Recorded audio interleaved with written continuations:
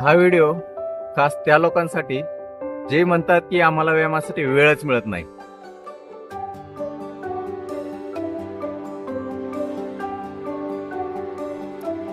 संध्याकाळचे 6 वाजले आहेत. ओपडी संपून थेट गार्डनमध्ये व्यायामासाठी आलो. सकाळी वेळ नाही मिळाला तर संध्याकाळी, पण व्यायाम मात्र चुकवायचा नाही. चॅलेंजचा आपला आज 4था दिवस. आज सकाळी हॉस्पिटलमध्ये एका आजींना गंभीर अवस्थेत आणलं होतं.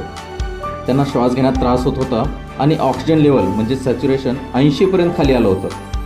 आजीला तपासल्यावर माझ्या लक्षात आलं की तिला व्हायरल इन्फेक्शनमुळे निमोनिया झाला आहे आणि फुफ्फुसात इन्फेक्शन बरंच पसरलं. तातडीने उपचार सुरू केले आणि आज आजीच्या चेहऱ्यावरचं समाधान पाहून मला बरं वाटलं.